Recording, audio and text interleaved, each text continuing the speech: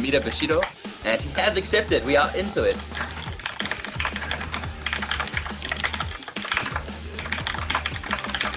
I always keep accidentally clicking this comment. Hey.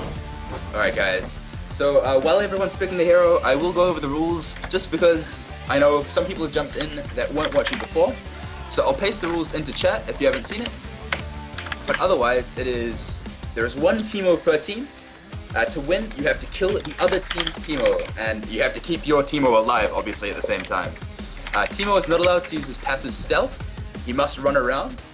Once the Teemo dies, the game is over. No second chances, accept your fate, guys. The Teemo must leave the fountain when the game starts, and he cannot return to it. And we talked about it before, but this means that the items he starts with are incredibly important, because he's never going to get any new items. And another point is, you cannot cap a tower on Dominion. It is against the rules, it is an unfair advantage because you can't siege it properly. And I'm liking the heroes that are being picked. These are the winning teams from the past rounds, so they definitely know what they're doing. And the Mexican, wherever you are, shout out to you. I've got the mix right here. So here's the dude with the same game name as you. How crazy is that? Check it out, bro, huh? The Mexican.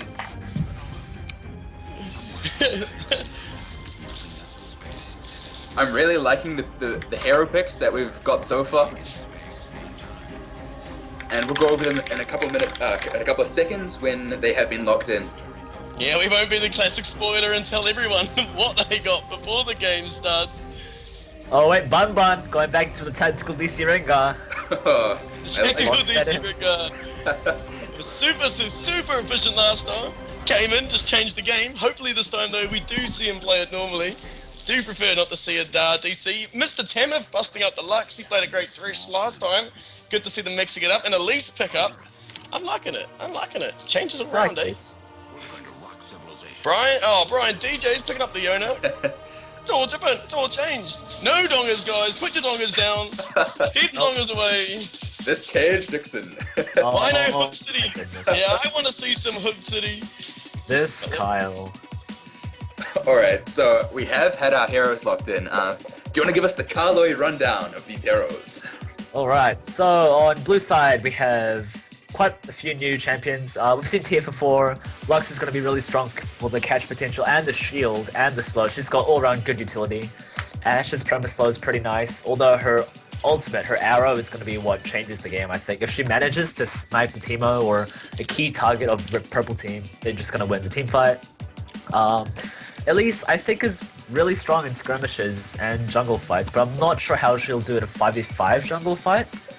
I think she's quite strong. She's got nice catch potential with Cocoon and good escape with Repel, although there's nothing to jump onto, so we'll have to see about that. Yeah, definitely. Jarvan last game was really good, knocked up lots of people early game. Jarvan's early game is pretty strong. Bun on Rengar, of course. Bun's a god. Nocturne. So Nocturne has to reach level 6 for him to be like super effective, but his pre-6 isn't that bad either. His spell, like if he chooses to level spell shield, he can soak up a TF yellow card or something really important, like at least repel. And Leona's pretty strong early game as well, although she can have trouble sticking to targets if they do kite properly with that Ashe. Yeah, that's true. And I think they're comboing out like the Wombo combo bruiser bot lane. Jarvan and Leona, a lot of CC. If they can get on top of explosive, he's not going to have a great time.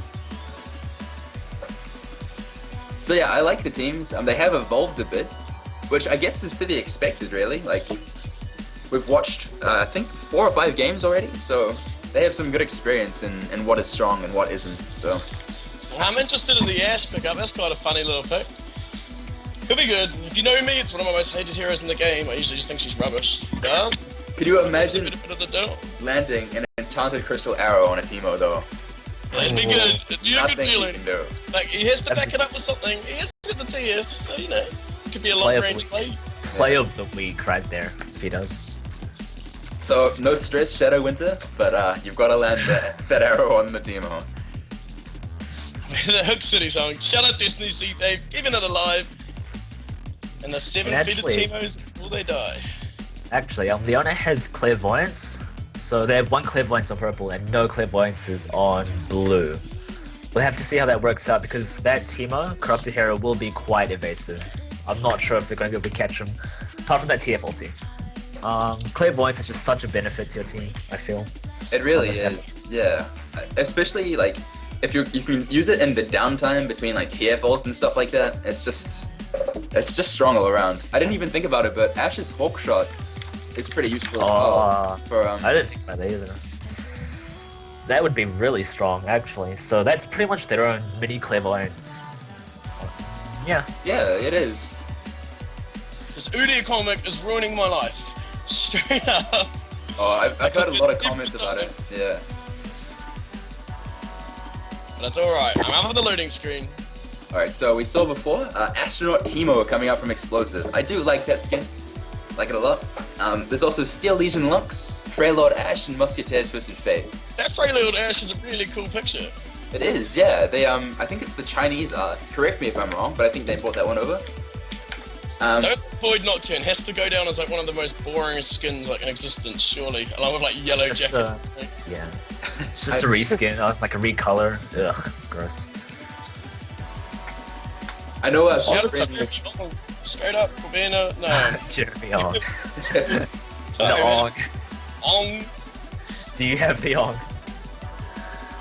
So on the subject of Nocturne skins, I feel like he only has 3? Oh, well, actually that's a lot more than... It's the Ghost one, where he's wearing a ghost. Yeah, Spooky Nocturne, Ghost Nocturne. There's Eternum Nocturne as well. Eternum is also really good. And I think Frozen Nocturne, the blue one, I think that one's pretty cool. Yeah, I know that we got a friend, Mick Nicotine, is a badass Nocturne player. When he started the game, that's all he played. So, I think he had come into LoL. He's been playing any like Dota or any kind of MOBA. He fell in love with Nocturne. In all fairness, this was the old Nocturne that was quite a lot stronger with that ultimate, and he just literally played like Nocturne every game to level 30. Nocturne's ultimate was literally twice as long as it is now. It was. Yeah, it was. Outrageous, like absolutely outrageous. Then again, yeah. TF used to just be global, so it's been worse. Apparently before... Sorry, yeah. Go on. Before TF, like when TF was first released, his Destiny was like a normal spell, so you could just teleport anywhere on the map from like level 1. So I think that's pretty OP, yeah. Yeah, that's pretty OP. Bringing it back to Furion days. Really OP. Furion, oh god, please. Shout out to Nature's Prophet. Split pushing everywhere. That hero's the worst. It's just so much harder in LoL to deal with without having TP scrolls, I believe. You just can't have such strong like teleport split push potential. And we just get a minute now. Like, think how good Furion would be with a split push comp. He presses R and all the waves are pushing. Wait, what's Furion's R again? Sorry, I'm rapid. Oh, right. Oh my god, yes. It's on the Teemo, so I love this guy and his Teemo. It's so strong. He's going to be really hard to kill. Corrupted Hero, though, we've seen that guy escape. So these are what I reckon 2 of the stronger Teemo players we've seen today coming toe to toe. Only one can win. Who's going to die first? It's going to be interesting. It's fun in the game this time, so it's all us. He's not bringing out the tactical DC, which worked so well before. Now keep in mind that these are teams that won their respective matches, so they both know what they're doing. They both had a bit of a chance to think about like what best strategies work and stuff. So it's gonna be really interesting to see how long this game goes for. Because the first game of the day was, I think, the longest one we've played so far, wasn't it? Like 14 or 15 minutes. The first one really surprised me. I thought there'd be a lot quicker games. I have to give a quick shout out to Farinel. Mitch, welcome. That guy's an amazing player, amazing Tristana. Shout out to you in the New Zealand scene. Everyone said that there's engagement. Actually, we're just going to have a little bit of pokes coming out from the Elise into the bush. Just teasing them. Everyone's wondering. Teemo's both being safe. But the hero being extremely safe, actually. Explosive, a little bit more loose, but more confident in the odd teams. Yeah, they're both camping. They really want to avoid being the one to run into a bush. The rest of the team is sitting in, really. They don't want to get face checked. There's always a Garen in a bush, man. Always a Garen in a bush. Oh god, that brings back so many memories of like Season 1, every duo lane would just walk into a bush. That And is wait for the other people to face check. still one of my favorite things to do. Just like bravely sit in the end bush and try level 1 people.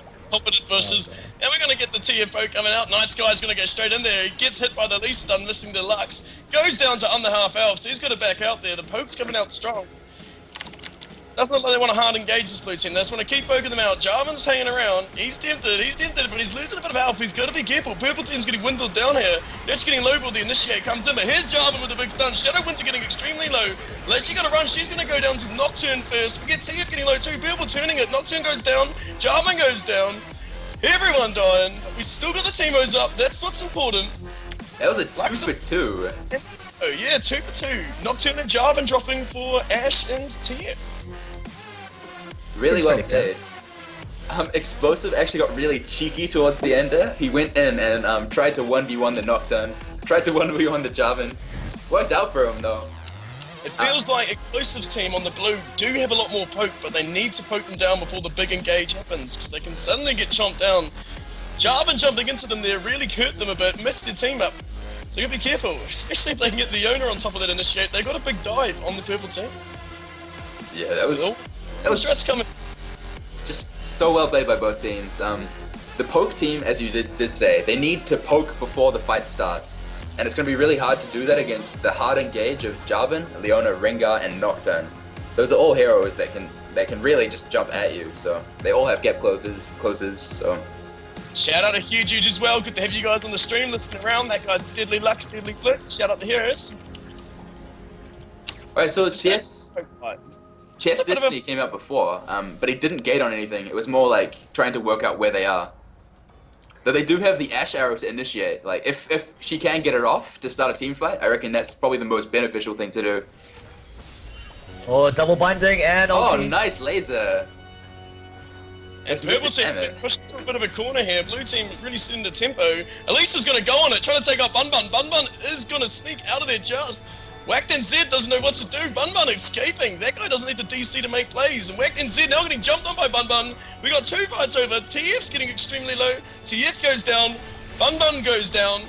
And Elise goes down. Is Nocturne going to get away? Looks Yes, like he it. is. Yeah. Here comes the Leona ult, hitting the Whoa. Teemo. Explosive's been stunned, he could be in trouble. Jarvan ult's on too, Explosive's low. He's trapped in the Jarvan ult, can he get out? No, he cannot. The Jarvan ult played, has been guys. extremely efficient, trapping the Teemo in and winning the game. Jarvan hasn't been Nocturne. seen yet. Really strong. Nocturne didn't even ulti. So that was Team C taking the win over Team A. So well played. Right now I'm going to set up the lobby for Team F versus Team H. And we'll get into the second semi-final, the last semi-final. When that flash is down, Jarvan, what an absolutely deadly hero to just counter up there. Get him stuck in there.